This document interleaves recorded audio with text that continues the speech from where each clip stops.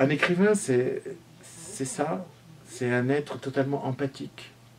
Moi, même si j'écrivais pas, je continuerai à développer ce don de l'empathie. J'adore me mettre à la place des autres. J'adore voir le monde à travers les yeux des autres. Ça enrichit ma vie, ça me montre que je ne suis pas seul, ça me permet d'explorer l'humanité et la complexité des êtres humains. Je suis passionné par les êtres humains.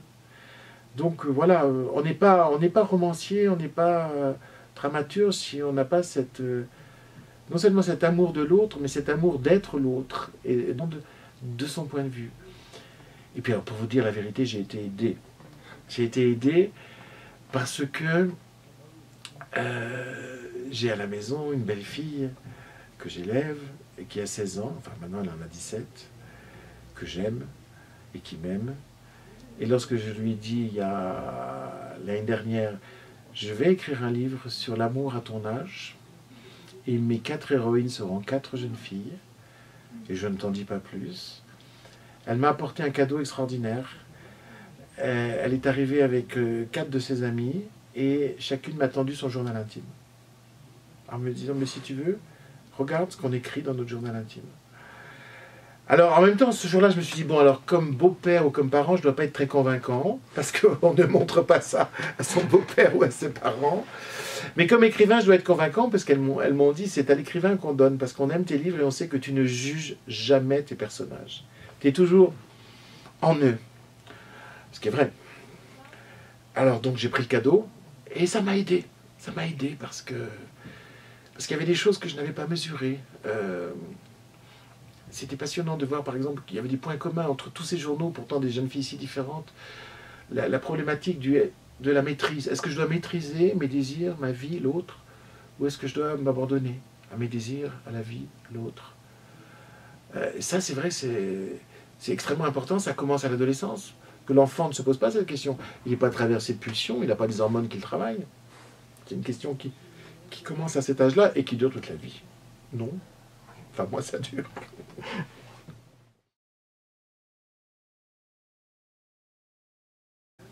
J'adore cet âge.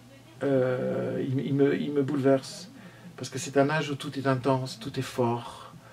C'est un âge extrêmement sensible et fragile où on peut mourir parce qu'on a entendu telle phrase.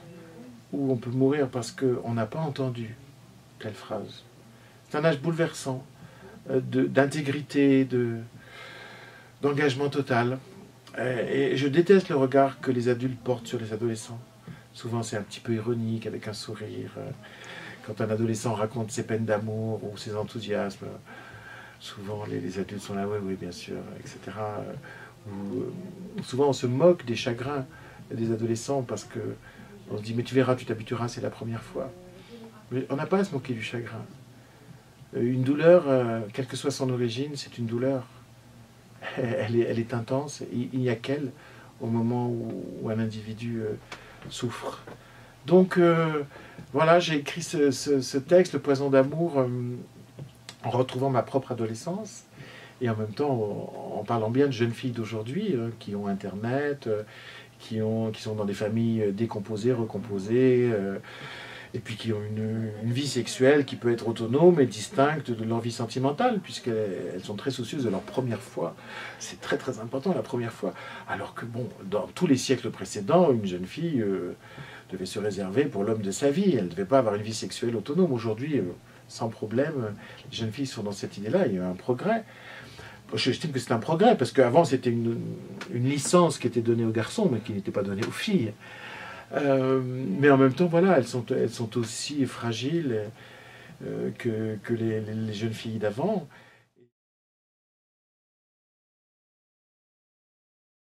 Je crois que le théâtre est arrivé dans mon roman sans presque que je m'en rende compte. Hein. Vous savez, chasser le naturel, il revient au galop.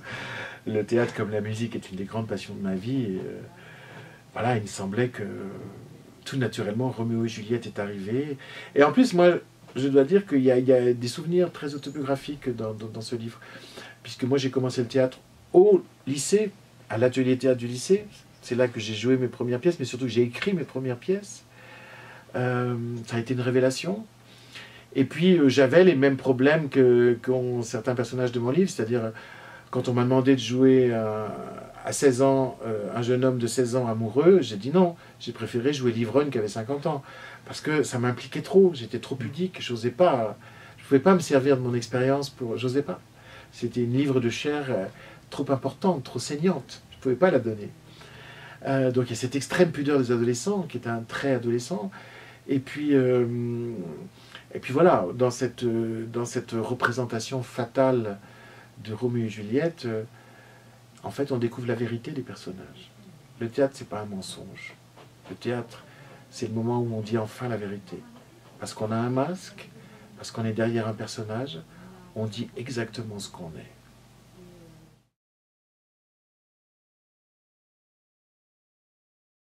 C'était très important pour moi qu'il y ait derrière, continuellement, ce thème de Roméo et Juliette et du poison. Puisque dans Roméo et Juliette, il y a un poison fatal. Parce que Roméo et Juliette est une pièce très ambiguë. C'est à la fois un éloge de l'amour et une critique de l'amour. Et mon roman est pareil. Il y a un éloge de l'amour et une critique de l'amour. C'est-à-dire, il y a un éloge de l'amour et une critique de la passion qui aveugle, de la passion qui est un poison.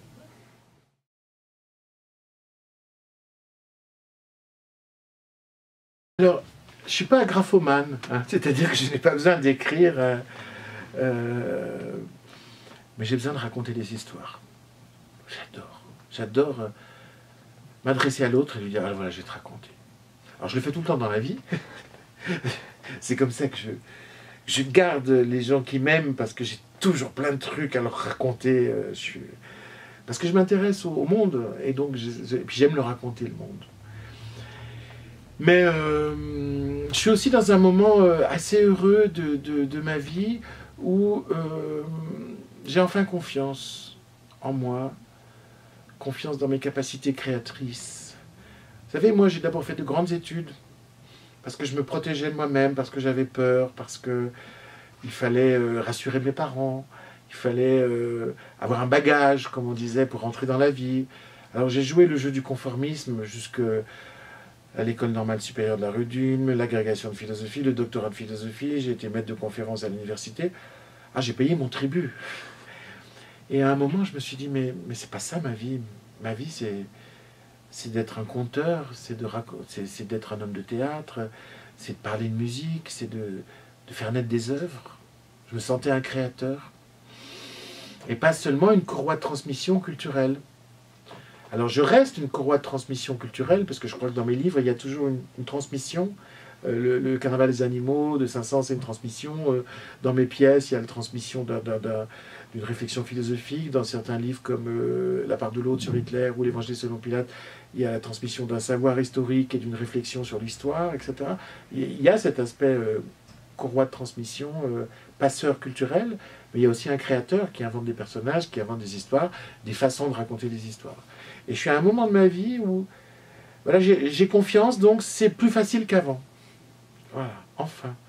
J'en profite parce qu'il y a forcément un moment où ça va être moins facile. Alors, c'est assez jubilatoire.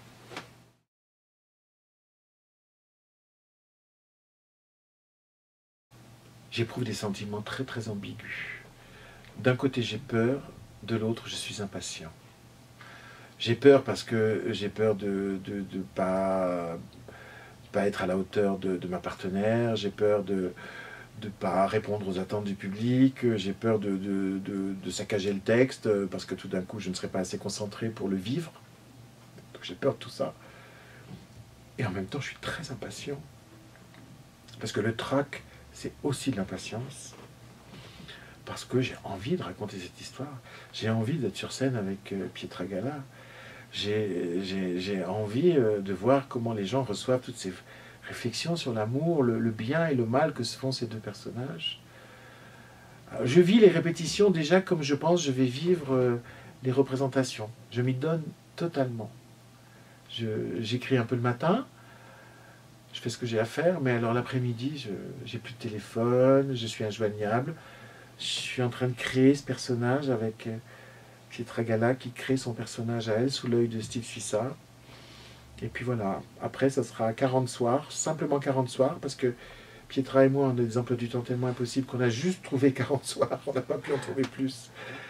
C'est le plaisir, vous savez, de vivre totalement dans l'instant. Ce qui est le contraire de la vie d'un écrivain. Un écrivain, il se retire du temps pour le réécrire, le réinventer. Un écrivain, il se retire du monde pour le filtrer et le réinventer. Un acteur, tout le contraire. Il s'expose dans l'instant, au présent, sans filet. Alors, oui, c'est Dr. Jekyll et Mr. Hyde que vous avez en face de vous.